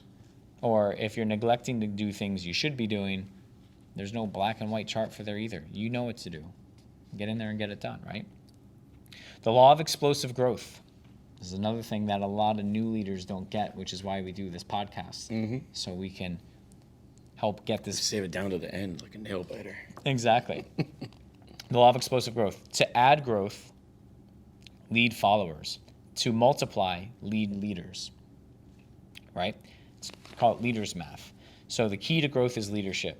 So this is pretty cool because it talks about how Papa John started in like 1984. And they got a little graph here on page 124 from 1984 to 1998 where he went from one restaurant to over 1,600. And now from 1998 to 2021 where he doesn't have anything. Well, yeah, because he got thrown out of his own company, which is why you don't franchise. Because they can do that to you. Yep. I've seen that happen. Yeah. So, anyway, what was cool about this in the beginning part of this, and again, I'm going to paraphrase, was Papa John started at 26, and for the next 6 years, he realized that the hardest thing that he had on his plate was developing the people around him, because he was so entrenched in the business and he was so entrenched in developing himself as a leader, he wasn't developing the other leaders. So although he had good leaders come, they also went because he couldn't continue to develop the leaders that he needed. And I'll be 100% honest with you, I had that same issue day one. Although I was a good leader, I knew that I realized at some point I needed to continue to develop my leadership growth and effectiveness to continue to be able to grow and develop. And that's what I focused on for the first couple of years.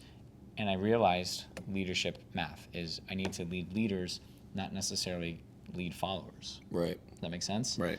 Because if I can lead a leader and then get 10 people to lead that leader and 10 people to lead me and then 10 people lead another, now I've got 30 people leading, and then it's find that again and so it's not addition, it's multiplication. And that's where leaders math becomes explosive growth. It has a little chart here that says leaders who develop followers, they add one at a time, but leaders who develop leaders multiply their growth.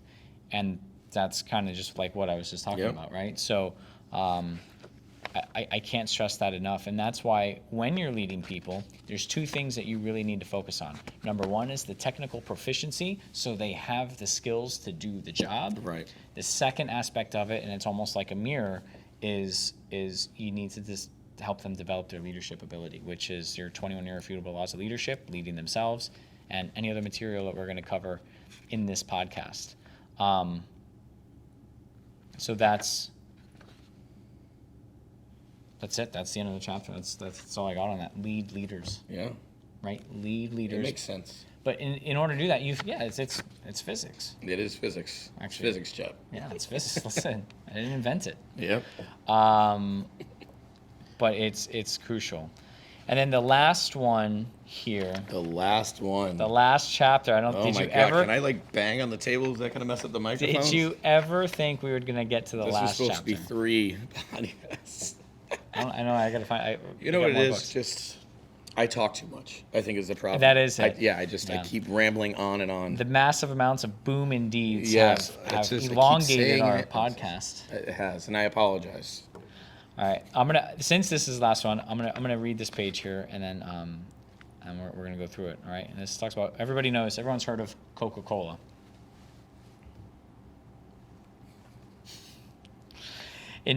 So it's the law of legacy, right? And this is the last thing that, again, new leaders sometimes, it's not that they don't know it. Well, they do know it because you don't know what you don't know, but they fail to understand the value of it, right? And this is really kind of where the measure is. A leader's lasting value is measured by succession. I just had this conversation over the weekend. It's great. And so I was reading this and I was like, ooh, I'm like, good. I'm going to follow up my conversation with, hey, listen on the last episode of the podcast, and we're going to do a deep dive into it. Get your scuba tank on because we're going down. That's down to the Mariana Trench of leadership. heard. The law of legacy, right? So in 1997, one of the finest business leaders in the world died. His name was Roberto Goizueta, and he was the chairman and chief executive of the Coca-Cola Company. In a speech he gave to the Executives Club of Chicago a few months before he died, Goizueta made the statement, "A billion hours ago, human life appeared on Earth. A billion minutes ago, Christianity emerged. A billion seconds ago, the Beatles performed on the Ed Sullivan Show. A billion Coca-Colas ago was yesterday morning. And the question we are asking ourselves now is, what must we do to make a billion Coca-Colas ago this morning?" Talk about perspective. Yeah, That's pretty legit. that is good for him. Yeah, it's pretty awesome. Making Coca-Cola the best company in the world was Goizueta's lifelong quest. One he was still pursuing diligently when he suddenly unexpectedly died. Companies that lose a CEO often go into turmoil, especially if his departure is due to an unexpected death, such as Goizueta's. Shortly before his death, Goizueta said in an interview with the Atlanta Journal-Constitution that retirement was not on my radar screen. As long as I'm having the fun I'm having, as long as I have the energy necessary, as long as I'm not keeping people from their day in the sun, and as long as the board wants me to stay on, I will stay on. Just months after the interview, he was diagnosed with cancer. 6 weeks later, he was dead. Upon Goizueta's death, former President Jimmy Carter observed, "Perhaps no other corporate leader in modern times has so beautifully exemplified the American dream. He believed that in America, all things are possible. He lived that dream. And because of his extraordinary leadership skills, he helped thousands of others realize their dreams as well." So, how'd that happen? Well, he left a legacy. The legacy left to the company by Goizueta was incredible. When he took over Coca-Cola in 1981, the company's value was $4 billion. Under Goizueta's leadership, it rose to $150 billion. That's an increase in value of more than 3,500%. Coca-Cola became the second most valuable corporation in America, ahead of the car makers, the oil companies, Microsoft, Walmart, and all the rest. The only company more valuable was General Electric. Many of Coke stockholders became millionaires many times over. Emory University in Atlanta, whose portfolio contains a large block of Coca-Cola stock, now had an endowment comparable to that of Harvard. So, pretty solid succession. Yeah. Right? Well, legacy, but he did that because he developed his leaders within the organization, which that was his legacy, so that in the event that he passed, they were able to carry on the torch, Right. and not go into chaos and turmoil and et cetera, Yeah. Leaders who leave a legacy of succession, they lead the organization with a long view, meaning they're detached and they create a leadership of culture. They pay the price today to assure success tomorrow. They value team leadership above individual leadership. They walk away from the organization with integrity. And that's it. That's all the notes he's got on that. And he's got all these notes inside these notes. But I'm not going to read those, but we can chat about them. Yeah. Lead the Sure. organization with a long view, right? That's being detached. You've got Right. to look at the big picture. You've got to have a long-term game plan. Yeah. I think we said a couple episodes back, leaders need to exist in the future, Yeah. mentally, and they've got to be able to identify what that future looks like, walk that back, right, in their little leadership time machine, get to where their team is, and then be like, hey guys, we're going to go this path, and we're going to get to these. Now, that chart of that course, the charting of the course may change, the target may change, but you're still going in that right direction, right? But you can't do that if you're stuck. Like, I can't do that if I'm stuck on the stove. I can't do that if I'm stuck at the door. I can't do that if I'm stuck Right. counting liquor inventory. Yeah. But I can develop people so that they can do that, and they can just get those mechanics down so they can take the next step. Create a leadership culture. This one I'm going to read. The most stable companies have strong leaders at every level of the organization. The only way to develop such a widespread leadership is to make developing leaders part of your culture. That is a strong part of Coca-Cola's legacy. How many other successful companies do you know about that have had a succession of leaders come up within the ranks of their own organization? All right. What did I just say? All of our managers on the ocean are from servers or line cooks. Yep. All of our senior managers were all hourly employees, except Dave. He came on. Right. He came on as a manager position, and then took a above the restaurant level position. You know, so.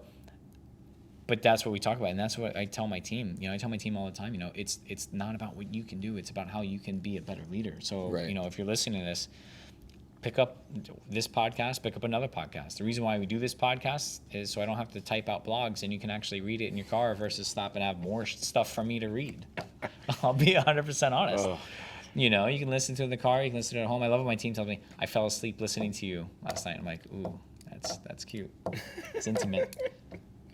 Yeah, somebody told me that. I fell asleep listening to the podcast. I'm like, oh, I'm that interesting. Huh? He's like, no, not like that. No. That was Nelly that said that.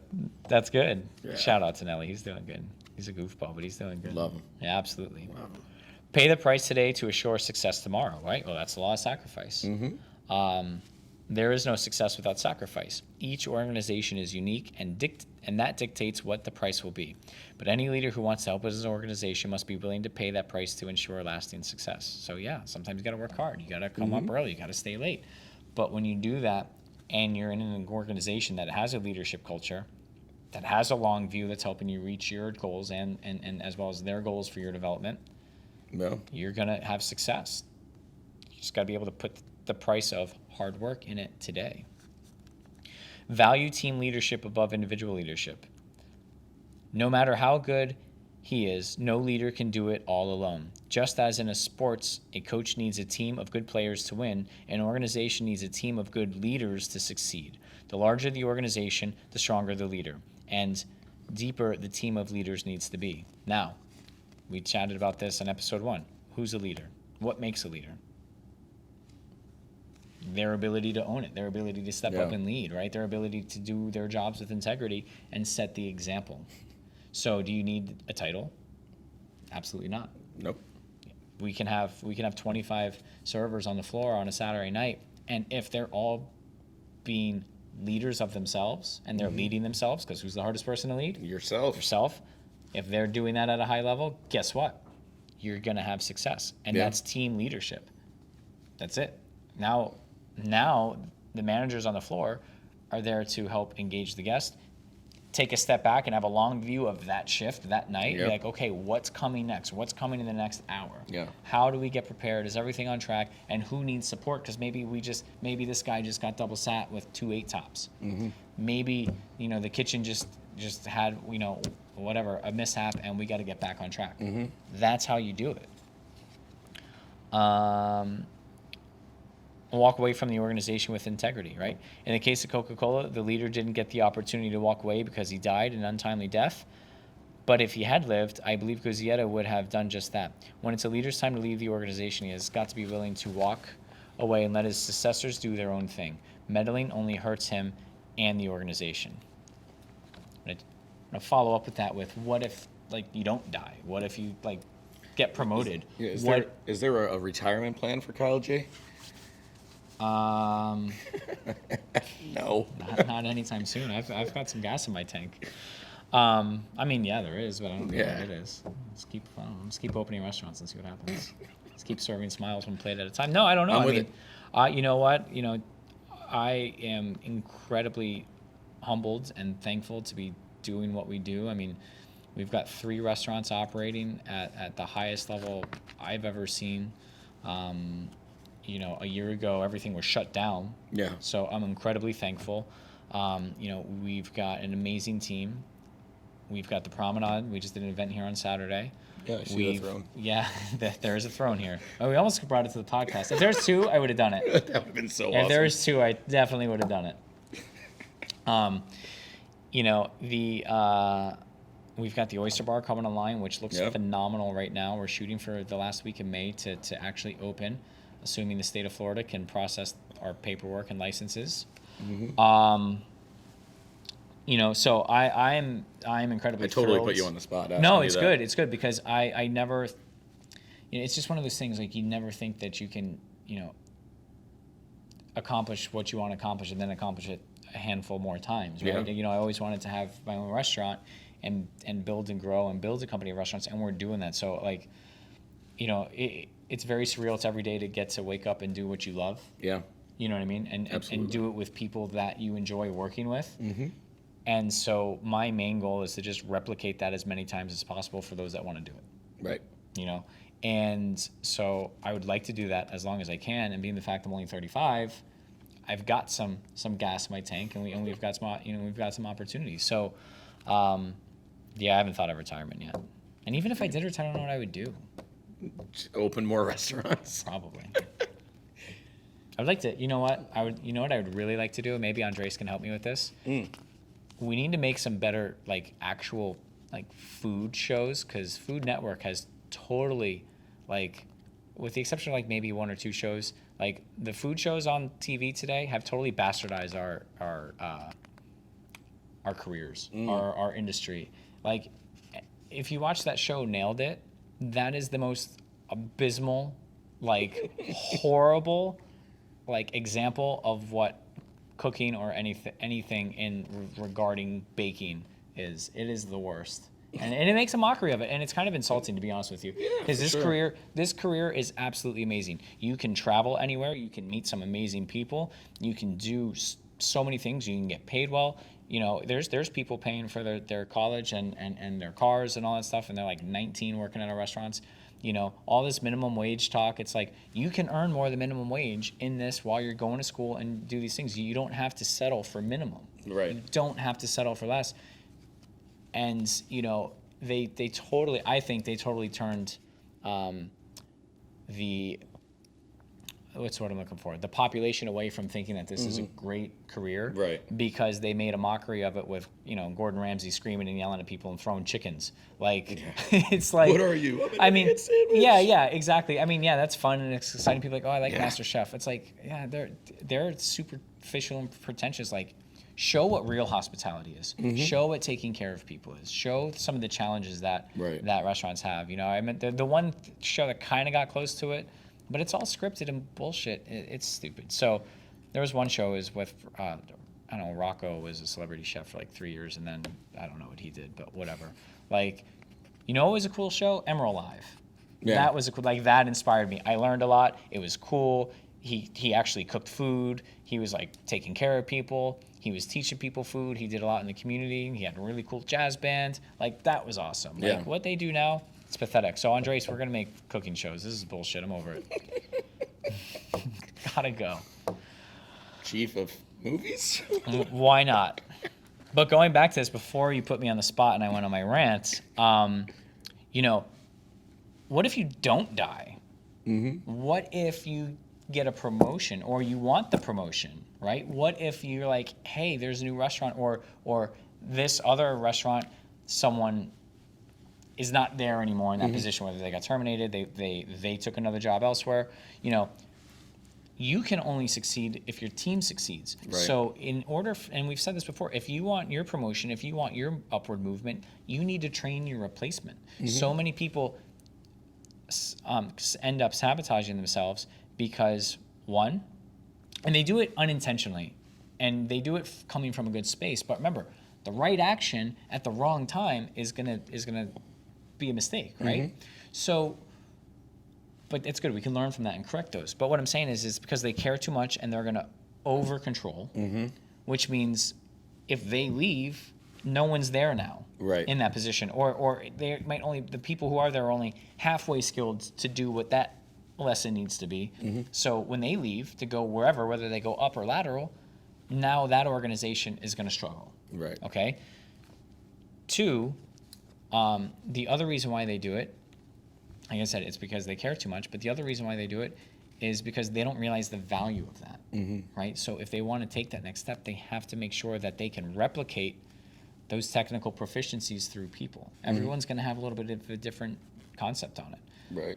You know how many times I call Oak and Ember and I say, hey, do you guys have staff tonight? What's your floor plan look like? Is your kitchen stocked? You know how many times I do that a week? Zero. Because they know what they need. Because we've gone through it. We've talked about it. I've kind of explained to them what the expectation and standards are. They know they need cooks. They know they need servers. You know, do I follow up with them at the end of the night and say, hey, how was your shift? What'd you guys do well? What'd you guys do poorly? What can we improve? Absolutely. Yeah. You know, but that's how you got to do it. You've got to have succession so that your team can carry forward, and the success of an organization, restaurant or not, should be dependent upon the position, not the person. Right. Does that make sense? Yeah. And that's true in everything. Like for example, you know, we had an issue where we had a bar back. We promoted him to bartender. This one bar back handled the pineapple crush making. Well, guess what? Somehow it slipped through the cracks. We made a mistake. 86 pineapple crush on a weekend. And I'm like, well, that's not cool. It's our signature drink. Yeah. We've got to make it dependent upon the position, not the person. Right. So, but that's leadership, right? From the bar manager to the bartenders to the bar backs to the new bar backs, right? And they've got to learn that momentum. Yeah. Or learn those proficiencies. Few leaders pass it on, he goes back as we return back to the book. Max Dupree, author of Leadership is an Art, declared, secession is one of the key responsibilities of leadership. Yet of all the laws of leadership, the law of legacy is the one that the fewest leaders seem to learn. Achievement comes to someone when he is able to do great things for himself. Success comes when he empowers followers to do great things with him. Significance comes when he develops leaders to do great things for him. But a legacy is created only when a person puts his organization into the position to do great things without him. And in conclusion, everything rises and falls on leadership. Everything. Done. We did it. We did it. Well, you did it. So what do you I think? said boom, What indeed. do you think of the leadership toolbox? That's like the nuts and bolts of it. What? Clearly, had to my do law that. of secession, I failed at. Yeah, right. No, oh, that's great. I'm pretty invested in Mr. Maxwell's work. He does a great job. We'll cover more of Yes. his books. We're going to switch it up, get a different tone for the next week, but we'll go Good. through more Excellent. leadership, another perspective. It'll be good. Good. I like it. Excellent. You know what we're gonna cover next, or are we gonna leave them on a No, but cliffhanger? I You don't. gonna text it to me later? I'll text it to you later. We're gonna leave it on cliffhanger. I don't like to reveal too much. I would say subscribe to the podcast so you can get the notification of Get it? when the next. I just made Trying to 3 figure links. out where the button's gonna Yeah, be. yeah. Andres has to put 3 links on. You gotta catch it. It's gonna be like the Microsoft screensaver that just bounces around. Yeah. It's gonna go around our heads the whole time. Oh, That would that's be great. excellent. It's over here. No, subscribe so you can figure out what the next episode is going to be. We should just put random links in there and just Dude, take that'd them be to different great. restaurants. Yeah. Maybe the careers page so they can apply Yeah, to be eminently qualified restaurant leaderships, absolutely. stewards. Anyway, no, definitely subscribe because we've got a lot more stuff coming. Some of the other material we're going to cover is going to be some like biographies of great chefs and restaurateurs, so we can kind of change the tempo a little bit of just focusing on leadership because there's leadership principles we're going to cover in those books. Right. But they're very specific to those people and their paths of success and restaurant and entrepreneurship, restaurateurship.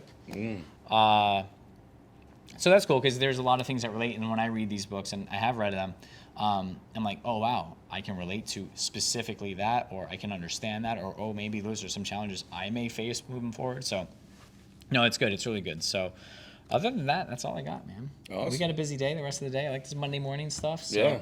We we gotta- did not coordinate at all. We gotta for, go. for wardrobe.